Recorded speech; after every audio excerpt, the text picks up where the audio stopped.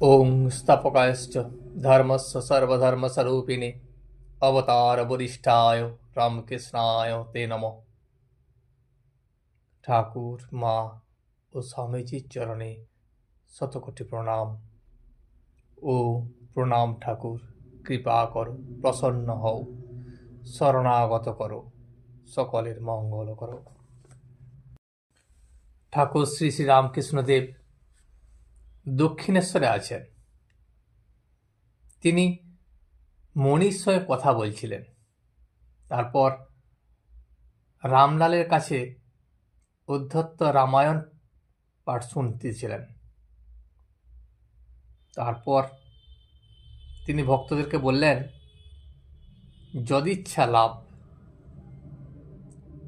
তীব্র বৈরাগ্য ও সংসার ত্যাগ করলে ঈশ্বরকে পাওয়া যায়, এবং ঈশ্বরের যদি ইচ্ছা থাকে, যদি কারো কামনা বাসনা না থাকে, তাহলে ঈশ্বর তাকে ভরিয়ে দেন।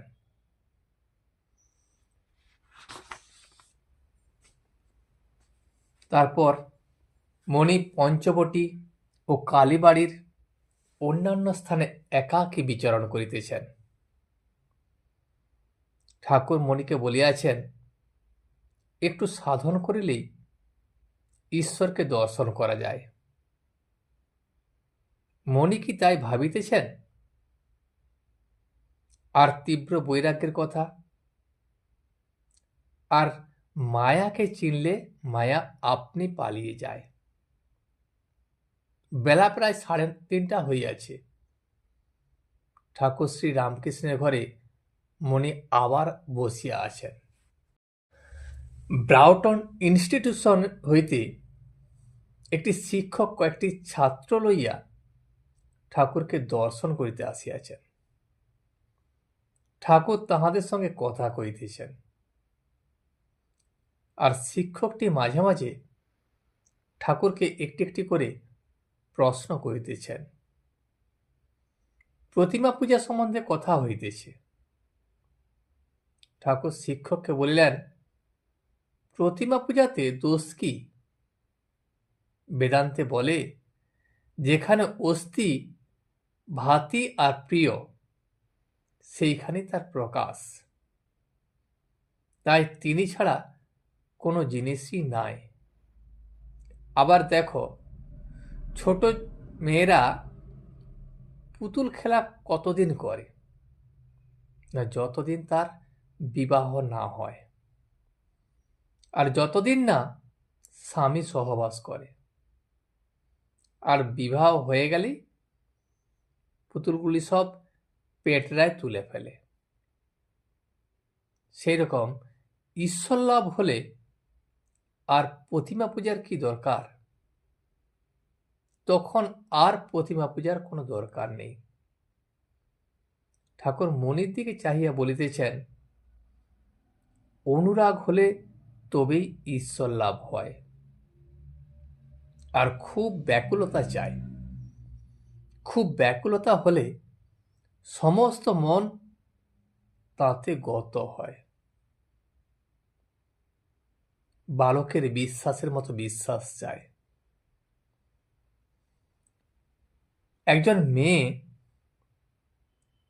একজনের একটি মেয়ে ছিল।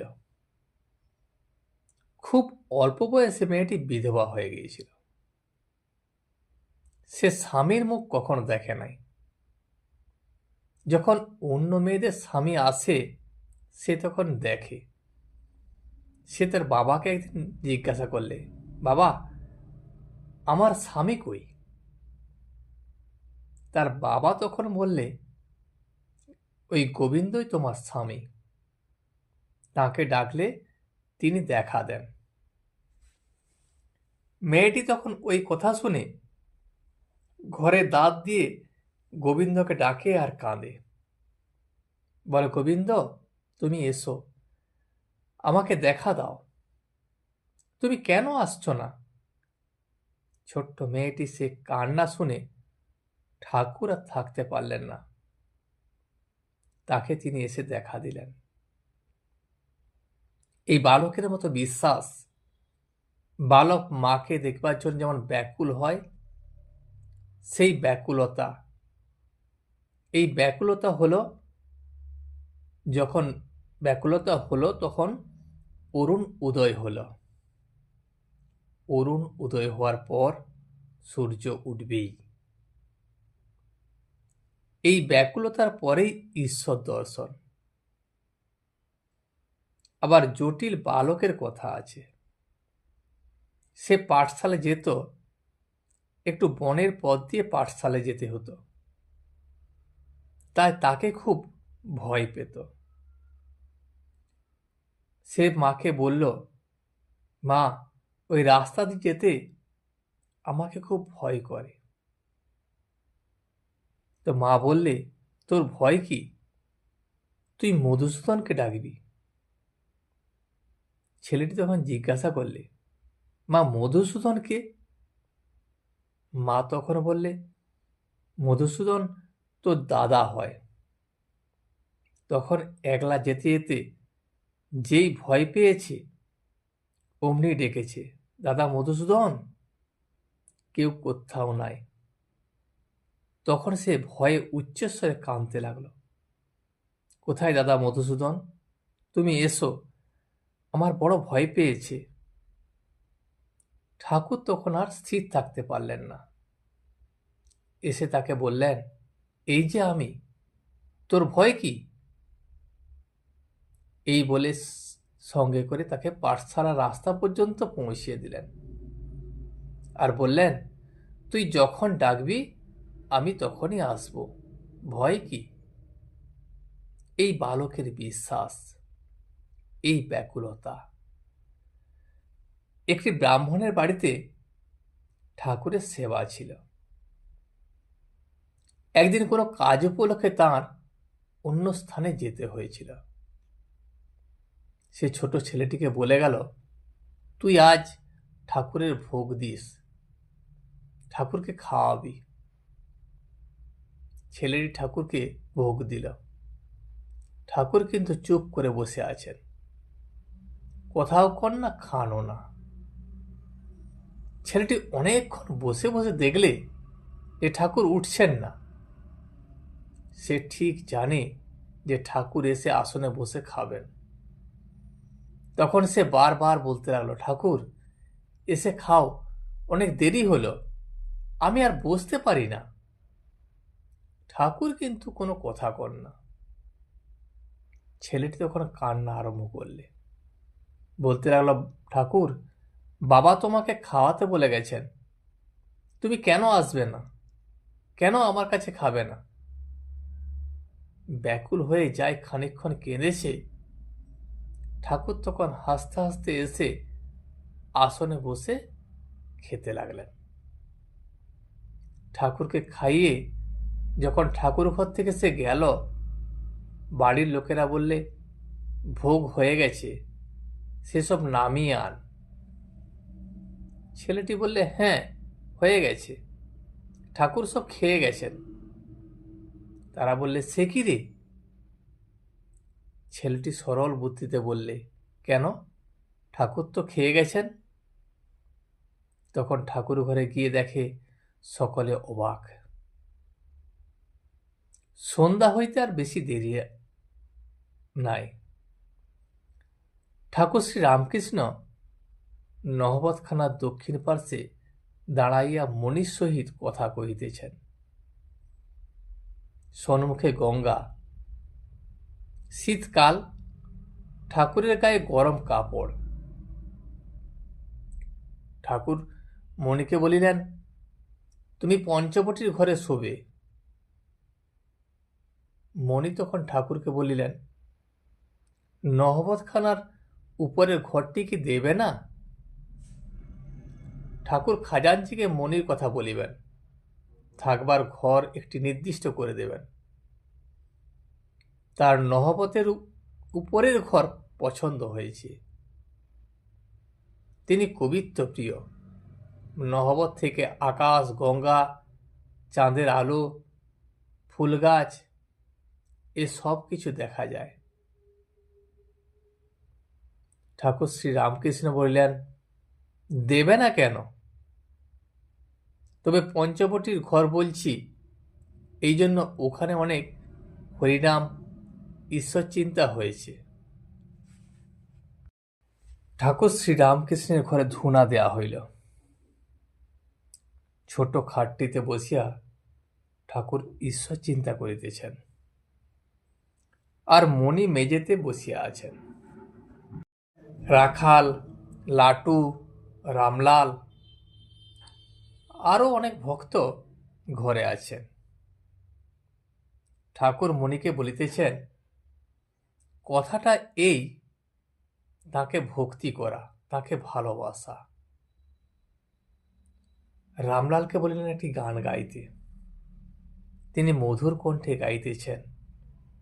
ঠাকুর এক একটি গান ধরাইয়া দিতেছেন। ঠাকুর বলাতে রামলাল প্রথমে শ্রী গৌরাঙ্গের সন্ন্যাস গাইতেছেন। কি দেখিলাম রে কেশব ভারতীর কুটিরে, অপরূপ জ্যোতি শ্রী গৌরাঙ্গ মূরতি, দু নয়নে প্রেম বহে শতধারে, গৌর মত্ত মাতঙ্গের প্রায়, প্রেমাবেশে নাচে গায়, কভু ধুলাতে লুটায়, নয়ন জলে ভাসে রে, কাঁদে আর বলে হরি, স্বর্গমর্ত ভেদ করি, সিংহ রবে রে।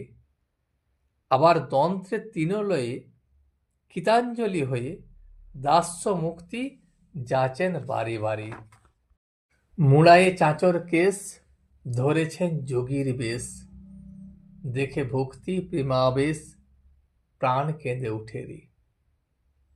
জীবের দুঃখে কাতর হয়ে এলেন সর্বত্র ত্যাজিয়ে প্রেম বিলাতে রে, প্রেম দাসের বাঞ্ছা মনে, শ্রী চৈতন্য চরণে, দাস হয়ে বেড়ায় দাঁড়ে দাঁড়ে। রামলাল পরে গাইলেন, সচি কেঁদে বলছেন, নিমাই কেমন করে তোকে ছেড়ে থাকবো? ঠাকুর তখন বললেন, সেই গানটি গা তো।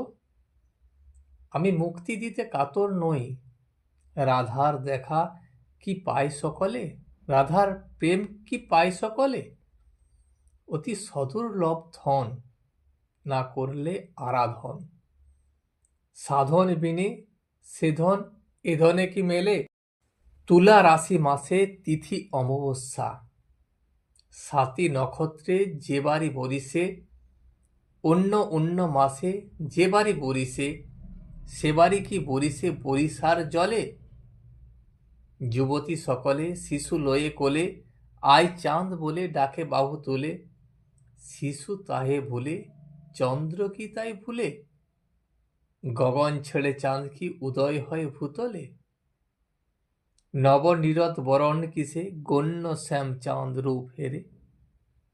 ঠাকুর রামলালকে আবার বলিতেছেন সেই গানটি গা। গৌর নিতাই তোমরা দুভাই। রামলালের সঙ্গে ঠাকুরও যোগ দিতেছেন। গৌর নিতাই তোমরা দুভাই, পরম দয়াল হে প্রভু। আমি গিয়েছিলাম কাশীপুরে, আমায় কয়ে দিলেন কাশী বিশ্বেশ্বরে, ও সে পরব্রহ্ম শচীর ঘরে আমি চিনেছি হে পরব্রহ্ম। আমি গিয়েছিলাম অনেক ঠাঁই, কিন্তু এমন দয়াল দেখি নাই। তোমরা ব্রজে ছিলে কানাই বলায়, এখন নদে এসে হলে গৌর নিতাই। ব্রজের খেলা ছিল দৌড়াদৌড়ি, আর এখন নদের খেলা ধুলায় গড়াগড়ি। হরি বল বল হে। ছিল ব্রজের খেলা উচ্চ রোল, আজ নদের খেলা কেবল হরি বল। তোমার সকল অঙ্গ গেছে ঢাকা, কেবল আছে দুটি নয়ন বাঁকা। তোমার পতিত পাবন নাম শুনে বড় ভরসা পেয়েছি মনে। বড় আশা করে এলাম ধেয়ে, আমায় রাখো চরণ ছায়া দিয়ে। জগায় মাথায় তরে গেছে, প্রভু সেই ভরসা আমার আছে। তোমরা নাকি আচণ্ডালে দাও কোল, কোল দিয়ে বলো হরি বল। ওই পরম করুণ ও কাঙালের ঠাকুর। নহবতখানার উপরের ঘরে মণি একাকী বসিয়া আছেন। রাত্রি অনেক হইয়াছে। আজ অগ্রহায়ণ পূর্ণিমা। আকাশ, গঙ্গা, কালীবাড়ি, মন্দির শীর্ষ উদ্যানপথ পঞ্চবটি চাঁদের আলোতে ভাসিয়ে আছে। মণি একাকী ঠাকুর শ্রী রামকৃষ্ণকে চিন্তা করিতেছেন। রাত প্রায় ৩টা হইল। তিনি উঠিলেন। উত্তরাশ্ব হইয়া পঞ্চবটির অভিমুখে তিনি যাইতেছেন।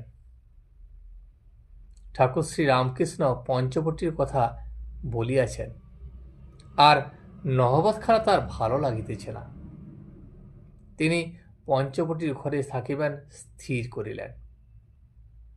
চতুর্দিক নীরব। রাত 11টার সময় জোয়ার আসিয়াছে। একবার জলের শব্দ শোনা যাইতেছে।